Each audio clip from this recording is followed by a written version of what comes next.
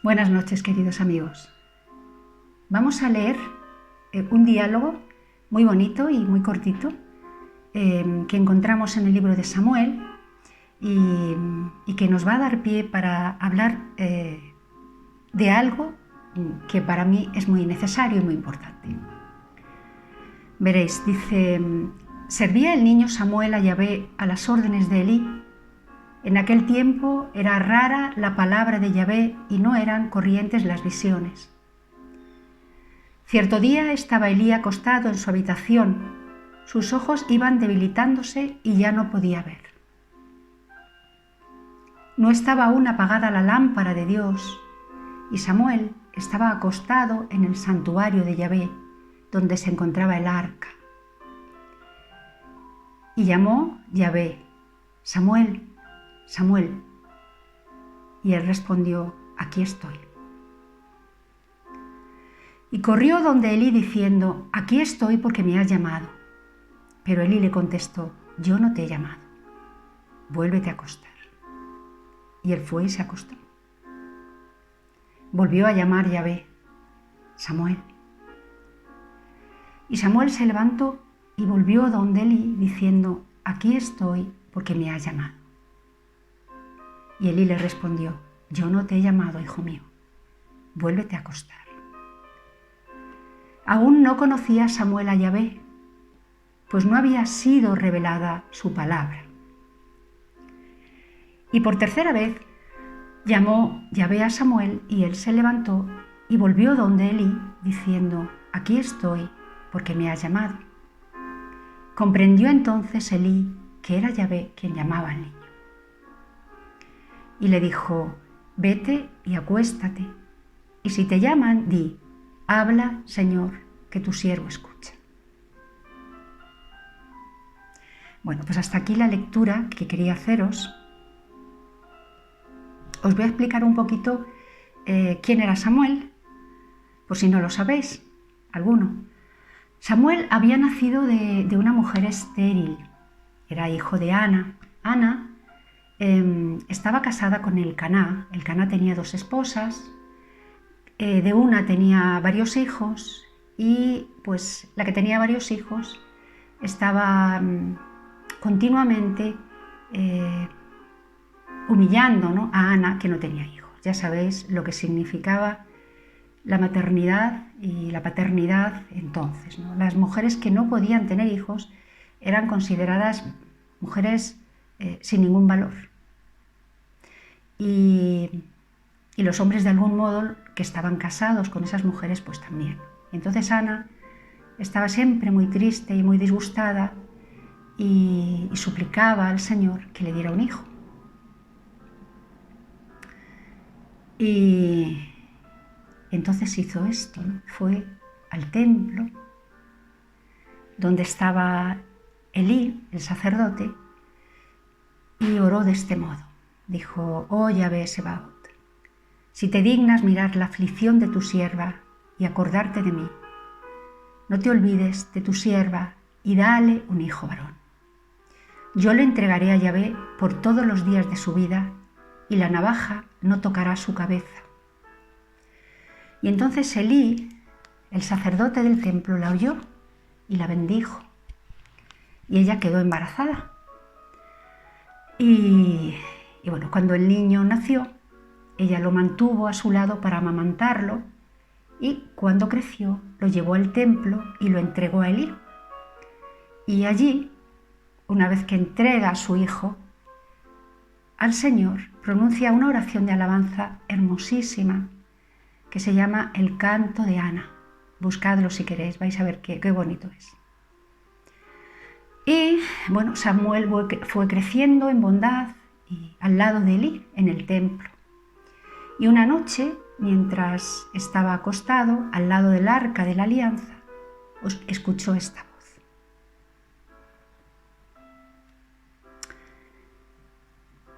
Fijaos, como os decía, qué diálogo tan bonito se da entre estos dos personajes y el Señor. Y qué diálogo también, qué oración tan bonita, aunque no la hemos leído, la de Ana, que entrega a su hijo a Dios. Y y renuncia a tenerlo a su lado porque realmente lo que importaba era parir hijos, era dar hijos al esposo. La Escritura nos dice que Samuel aún no conocía al Señor. Es decir, no tenía experiencia personal de Él. Por eso no identificó su voz. Y pensó que era la voz de Elí. No identificó la voz del Señor. Sin embargo, Elí, que era un anciano y estaba ya casi ciego, reconoce esa llamada rápidamente y le dice: no he sido yo, es Dios quien te llama. La verdad es que todos somos llamados por Dios 1000 veces y de 1000 maneras. Lo que pasa es que su voz no nos es familiar, no la identificamos, porque no lo conocemos. Nos pasa lo que al pequeño Samuel. Y miramos a veces hacia otro lado pensando que lo que oímos son voces humanas. Voces de sacerdotes en homilías, voces de amigos, recuerdos de la infancia, una frase de alguien, una mirada, la lectura de un libro, una oración, una puesta de sol, un abrazo, un te quiero, la llegada de un hijo, el fin de una vida, el ejemplo de una buena persona. Nosotros creemos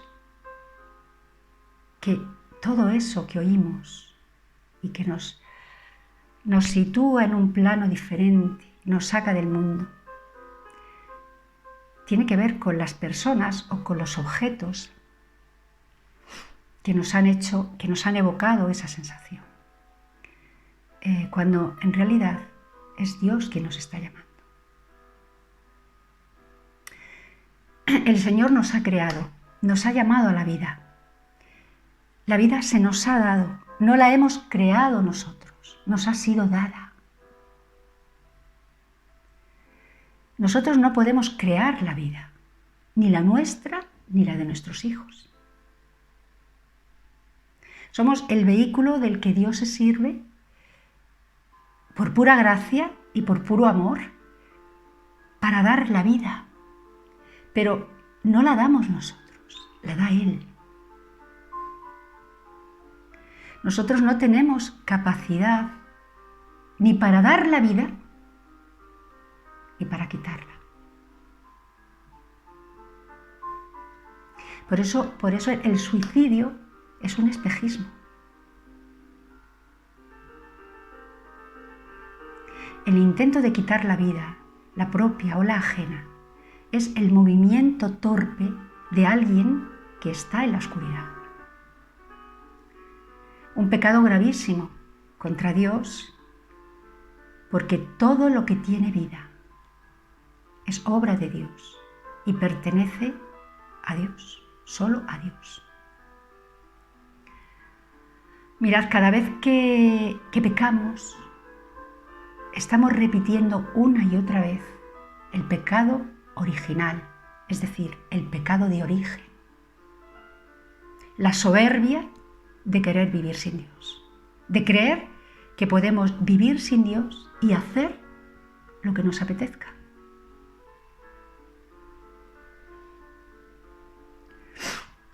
Decía San Agustín: nos hiciste, Señor, para ti, y nuestro corazón no descansa hasta que no está en ti. Él sabía muy bien, dedicó su vida entera a buscar a Dios, a buscar la verdad, como él la llamaba. Y Jesús nos dijo muy claramente: permaneced unidos a mí, como el sarmiento está unido a la vid, porque sin mí no podéis hacer nada, mucho menos dar o quitar la vida. Pero claro, en esta sociedad nuestra tan descreída, tan desorientada, en la que la ciencia y los logros humanos están tan sobrevalorados, y la independencia y la libertad, pues es difícil oír la voz de Dios. Creemos que todo es cosa nuestra, que lo que hacemos, lo hacemos nosotros, que los resultados de las investigaciones, los estudios, los trabajos, son cosa nuestra exclusivamente. Nuestras capacidades son dones de Dios, son dones del Creador. Él nos ha dotado de esas capacidades para que contribuyamos a cuidar y sostener la creación, la vida. Nos ha hecho capaces de identificar y degustar la belleza, de buscarla, de ponernos, por ejemplo, frente a un piano y componer obras tan maravillosas como esta, de Satie. Nos ha dotado de inteligencia para, por ejemplo, curar enfermedades, prolongar un tiempo la vida, atajar más o menos el dolor, el sufrimiento. Pero la vida con mayúsculas y todo lo que contiene, la nuestra, la de nuestros hijos, la de toda la creación, que pertenece a Dios. El ser humano, cada vez que cree que es autosuficiente, lo único que hace es poner de manifiesto que es un necio. Porque la evidencia nos está diciendo continuamente que el hombre no se basta a sí mismo. Que hay una fuerza que nos maneja y a la que estamos sometidos. Claro, eso nos lo dice la evidencia, continuamente. Nos damos de frente contra ella, contra la realidad que nos muestra nuestra limitación. Por más que queramos, no somos capaces ni de prolongar un instante nuestra vida. No podemos derrotar a la muerte. No podemos vencer la enfermedad. Los grandes enemigos de la felicidad del ser humano, esto de enemigos y felicidad con comillas muy grandes, siguen ahí como al principio de la creación: la muerte, la vejez y la enfermedad. Y da igual que te operes de 100 cosas, y da igual que te hagas no sé cuántos lifting y no sé cuántos, no, da igual. Vas a envejecer y vas a morir. No podemos derrotar a la muerte, ni vencer la vejez ni la enfermedad, ni de añadir un instante a nuestra vida, como os decía, ¿no? Y hasta el último cabello tenemos contado. Así que, bueno, pues ya que estamos hablando de enemigos, el mayor enemigo de la felicidad del ser humano es el pecado, porque nos aleja de Dios. Y lejos de Dios no sabemos quién somos. Ni podemos ser felices, ni conocemos, ni entendemos, ni sabemos amar, ni nos sentimos amados. Vamos empezando una y otra vez, agotando nuestra vida, esperando esa felicidad, buscando esa felicidad en cosas, en viajes, en relaciones. La lejanía de Dios es lo peor que nos puede ocurrir. Jesús lo reflejó perfectamente en la parábola del hijo pródigo. La tenéis, si queréis, en este canal, en la lista, en una de las listas que tengo, en la que pone reflexiones a media voz. Ahí tengo algunas reflexiones de las que fui colgando al principio, y entre ellas está la del hijo pródigo. Si os apetece echarle un vistazo, igual os ayuda. La distancia de Dios, la lejanía de Dios, siempre nos lleva al país de la pobreza, al país de las bellotas y las porquerizas, donde están los cerdos. Y bueno, eso lo estamos viendo continuamente también con poco que abramos los ojos. Mirad, ayer yo estaba en una reunión que tengo todas las semanas con mi comunidad, la comunidad de la iglesia a la que pertenezco. Y vino una monja, la hermana Beatriz, a hablarnos de la evangelización misionera, ¿no? Y bueno, yo estuve disfrutando muchísimo esa charla, porque dijo cosas muy interesantes. Además de dar muchos datos y de ser una charla muy formativa, pues habló de una cosa que es que con la que no puedo estar más de acuerdo, de la experiencia de Dios.